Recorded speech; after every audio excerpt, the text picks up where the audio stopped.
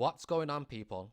Welcome to part 4 of Family Crest in Europe, so-called Black Family Crest in Europe. Now, if you haven't, please go watch all the parts before this, part 1, part 2 and part 3, as seen here. But with that being said, we're just going to continue from where we left off by showcasing these coat of arms. We're just going to get straight into it, but before we do that, please, brothers, sisters, for those of you that are listening, if you can do me a favor, please like the video now if you can.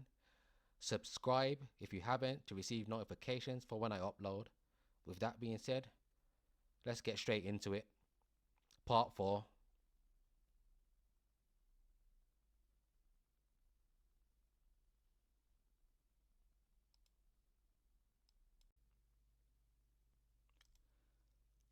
Okay, so now, brothers, sisters, this is the Titus coat of arms. And as we can see, within the coat of arms is the so-called black man on top and within the shield, or also known as the Moor's head. So if we zoom in here, like we can see. Now the most famous of the Titus family was a man named Silius or Silas Titus. Now Silas or Silius was a English politician.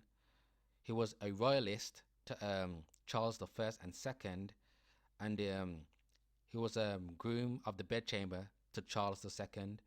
Now we're going to get more information on Silius and his relationship to Charles I and II, and basically going into more details on the Stewarts, well, the images and physical descriptions. But let's take a look at some more variation of the Titus coat of arms.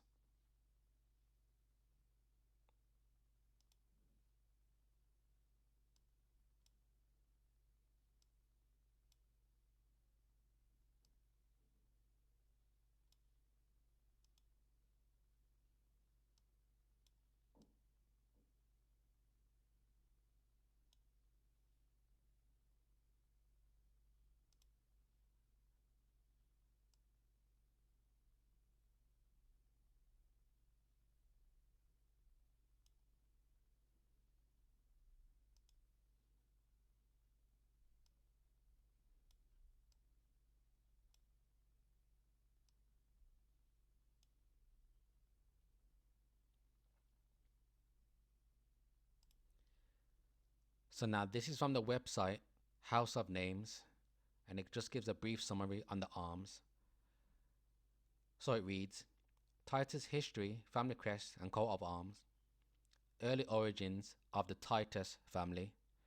The surname Titus was found in Hertfordshire, where they held a family seat. So we're going to click on this. So a family seat, or simply a seat, was the principal manor of a medieval lord, and of course the medieval lords were so-called black people, which was normally an elegant country mansion, and usually denoted that the family held political and economic influences in the area. In some cases, the family seat was a manor house. Dynasty names were sometimes derived from the name of a family seat. An example of this would be the House of Windsor, the royal house of the United Kingdom and the Commonwealth realms. So we're going to go back. So jumping down. So early notables of the Titus family. So Silius or Silas Titus, English politician and author, captain of the Deal Castle, best known as the author of Killing No Murder, under the pseudonym William Allen in 1657. But we're going to get more details on Silius and the Stewarts.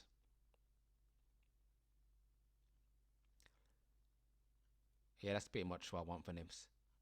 Now, before we get more information on Silius and the Royal House of Stewart, their portraits and their physical description, I want to show you, brothers and sisters, something real quick.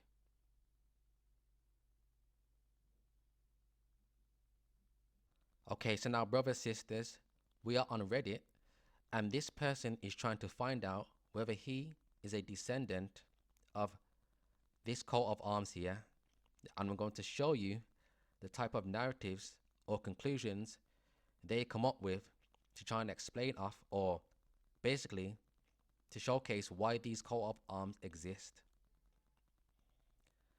So it reads, first time poster with questions on the meaning of this coat of arms and how to determine whether or not it is really my family's coat of arms.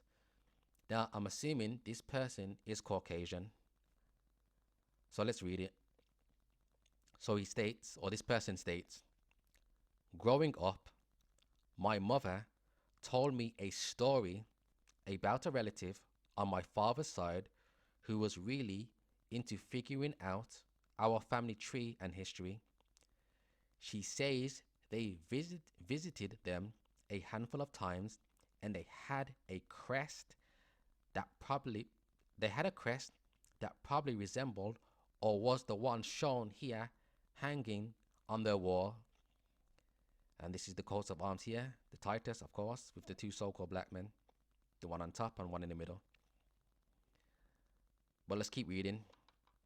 So the one shown hanging here or on the wall, she described it as a shield with two Africans who she assumed were slaves. Now, brothers, sisters, why would she automatically assume that these are slaves? Because that is the education system that has been gone through the mainstream. So-called black people equals slavery, servitude, and oppression. Even if they're presented on coats of arms looking regal, the go-to is slavery. And of course, they can't really make the connection of so-called black people ruling in Europe. So the logical conclusion of how people have been taught is to automatically determine that they are looking at slaves. But we're going to keep reading. So, whom she assumed were slaves. On it. Recently, I've been curious myself, so I googled Titus coat of arms to Africans, and this was one of the results. They divorced when I was 5, and I never had much relationship with my father or any relatives on his side. Blah, blah, blah. We're going to skip down. So, as I said, this person is just trying to figure out if he's a descendant or if he has a connection to this coat of arms. Now, somebody replies to him. Now, we're going to see, brothers, all the narratives in this one paragraph. So, there's not a fixed meaning to most charges on arms. African heads, Moors heads, in heraldic jargon, were particularly popular at various times in history as devices. They were popular in various times, such as the Middle Ages, medieval time period, because these so-called black people were ruling. Simple as. But let's keep reading. They're not usually particularly linked to slavery. Why? Because they're not slaves. They were ruling. Let's keep reading. Though sometimes they are. No, they are not. They are noble families. But of course, this person does not know that. Let's keep reading. Often, they show up for chanting puns for people called Moor or Morton or whatever. Sometimes they are stylized depictions of Saint Maurice, a North African 3rd century saint. As I said, brothers, they love themselves some Saint Maurice. None of these coats of arms, brothers, are featuring Saint Maurice, not a single one of them. All of them are representative of noble families in Europe. But of course, this person thinks this because of what he has been taught or the mainstream media narrative surrounding these coat of arms. Let's keep reading. So a North African 3rd century saint or other individuals of African descent he states, my personal guess is that most of the time they were just seen as kind of exotic.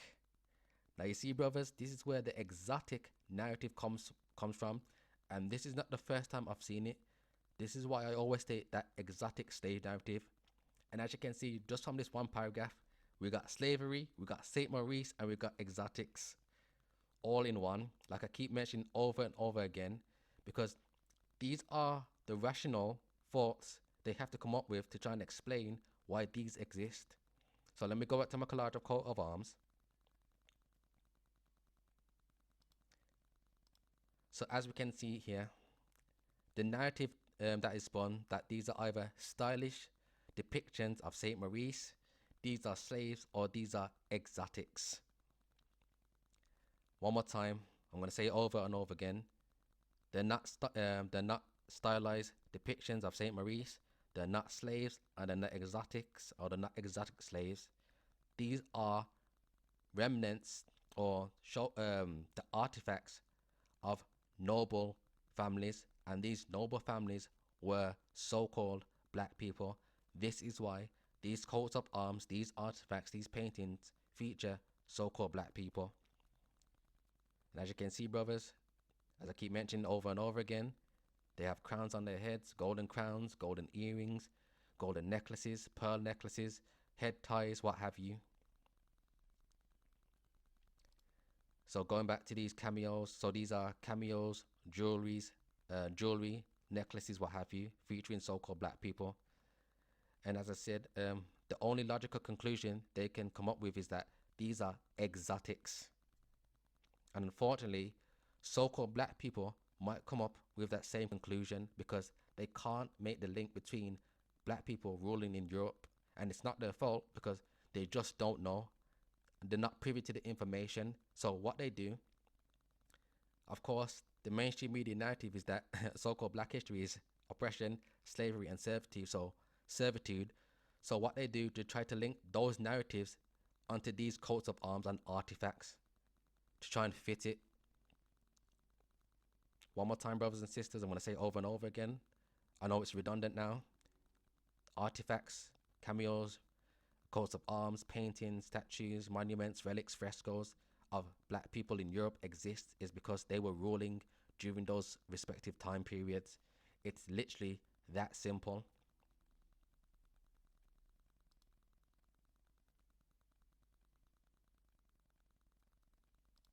And another thing also, as I said, I'm assuming that these people are obviously not so-called black, but even if they were to know the real history, they would not accept it because it doesn't benefit them.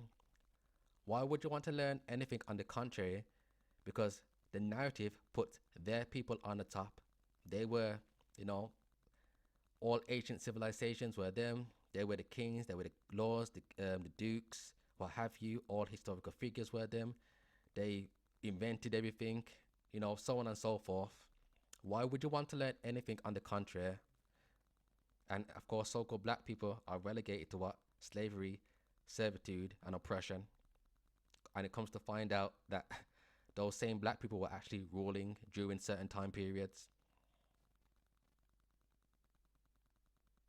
Especially when it comes to that, like, stuff like the Viking history, especially. If you like one of these Scandinavian Caucasians, like from Norway, Denmark, Sweden, why would you want to ever learn, or if there is a chance that the Vikings were ever so-called black, why would you ever want to learn that?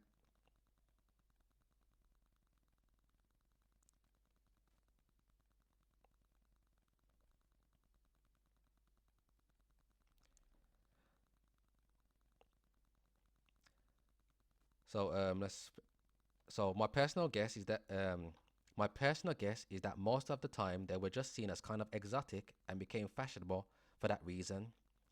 The only real way to know is if you can find the story of the person who designed the arms in the first place.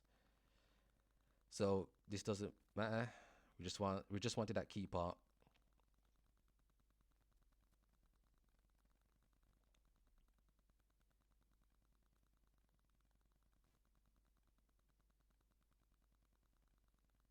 I guess we can just read this response from what it states. So So what you need to do is track back your male line ancestry. Like I said, they're trying to figure out if they have links to this coat of arms. So in that case, something along the lines of ancestry.com would be sufficient, or at least a good starting point. They are not particularly linked to slavery, because they're not, because they are ruling class noble families. And this person says, thank God. Now, I think this person is stating thank God because he probably has some guilt that if this coat of arms does go back to slavery, he probably thinks that if he is linked to this coat of arms, that his family tree held slaves. The reason why they're not linked to slavery is because they are not slaves. It's literally as simple as that. They are noble families. But anyway, this is just a back and forth discussion on trying to figure out the link to this coat of arms.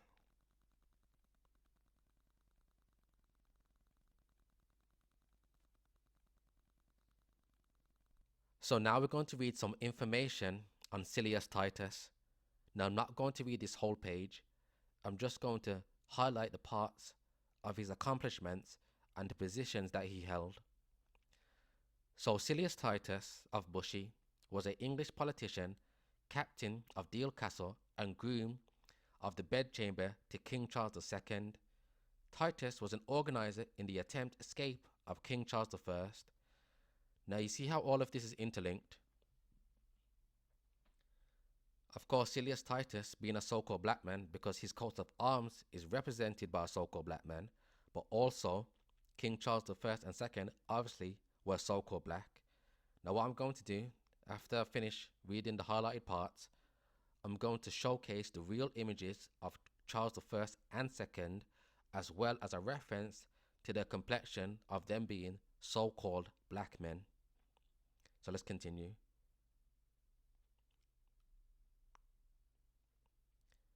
I'm just going to skip here. We could just read this.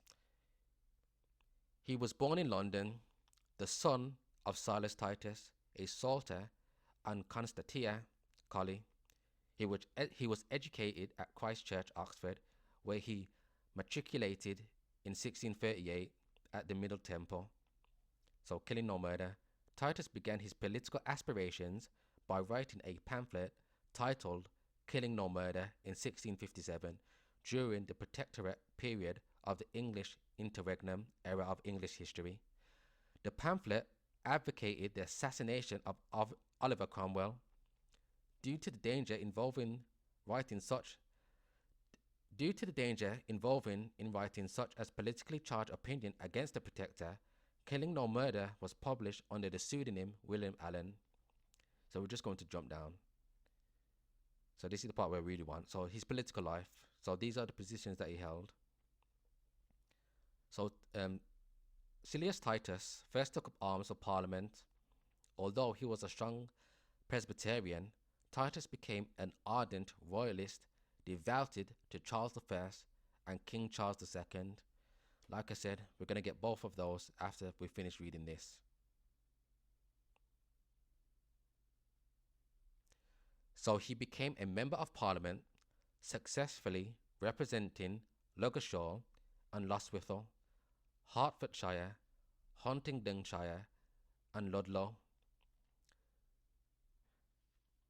So we're just going to jump down. So Titus also served King James II, but later transferred his allegiance to William III. During his life, he held a number of royal appointments. So all of these. So Keeper of Deal Castle, Colonel of the Cinque Ports Militaire, Leicestershire for Hertfordshire, and for Huntingdonshire, Assistant Royal Adventurers into Africa, Assistant Royal Fishing Company, Captain of Company in the Admirals Regiment, Privy Councillor, Commissioner for Trade and Plantations, Conservator of the Bedford Level, Deputy Lieutenant of Hertfordshire, and Commissioner for Inquiry into recusancy fines. He was elected a Fellow Royal Society in January 1669.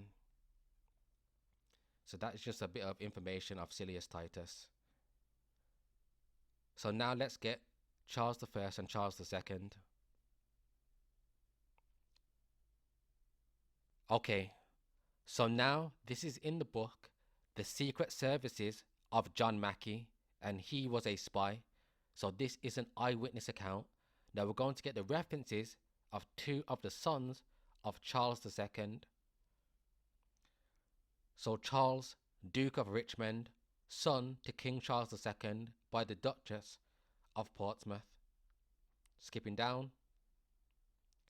He is a gentleman, good-natured to a fault, very well bred, and have many valuable things in him, is an enemy to business, very credulous, well-shaped, black complexion.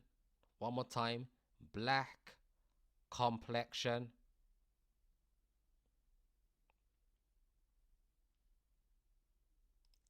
So he is another son of Charles. So skipping down. So this is George Fitzroy, Duke of Northumberland.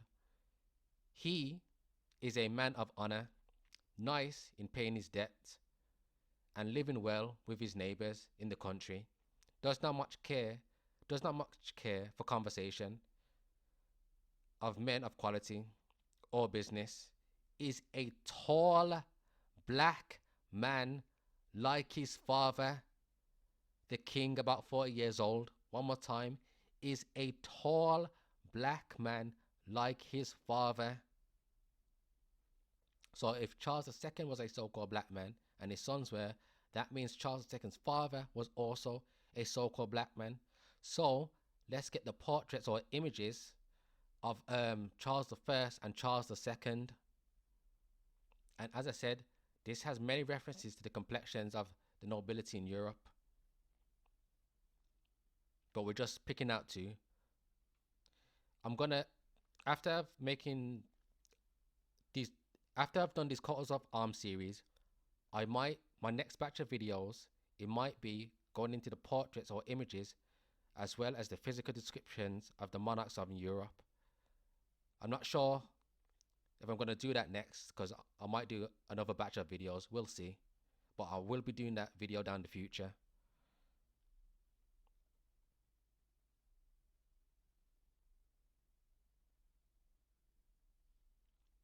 So brothers, sisters, here is a wax effigy of King Charles II.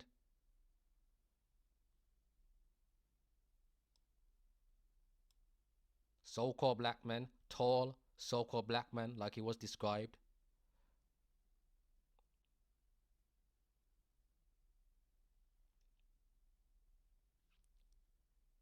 Now here is a statue of Charles II, and as you can see, brothers, they have disfigured the face. And we all know they like to break off the noses and lips of the statues to hide certain features.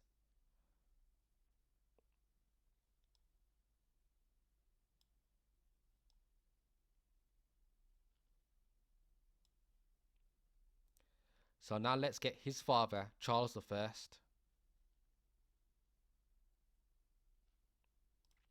So brothers, here is an image of Charles I. Okay, and this is on the book called the Leviathan. Now just for some comparison's sake, I'm going to put it next to its whitewash counterpart.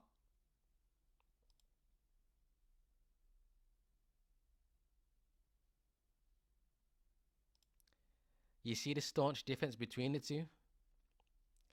So of course to the left is the authentic version, and to the right this is the whitenized version. Look at the difference in the features. So let's look at the whitewash version.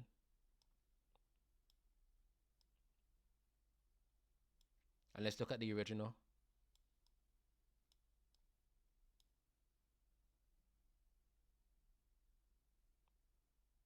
Brothers, all of the Stewarts were so-called black, all of them.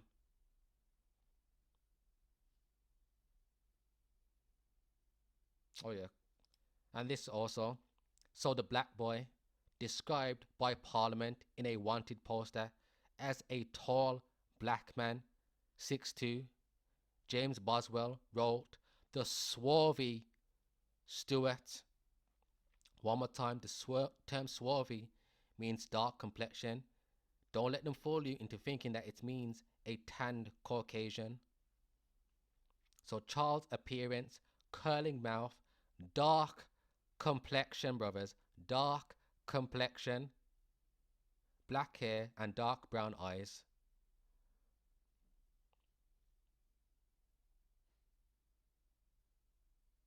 Oh yeah, this is James Francis Edward Stewart.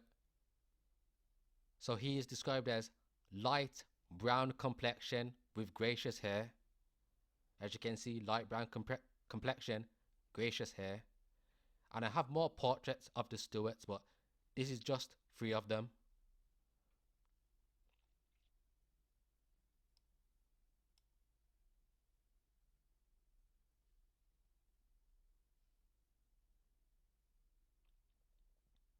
Oh yeah, here's a carved wooden head of Charles the First.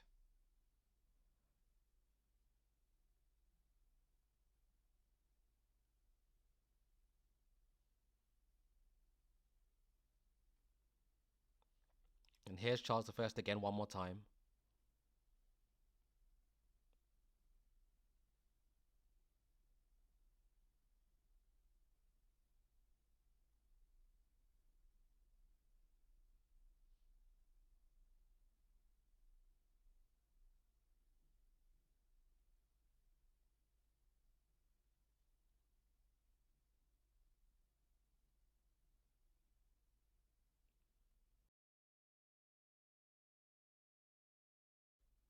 Yeah, so kind of took a detour there. So one more time, this is the Titus family crest.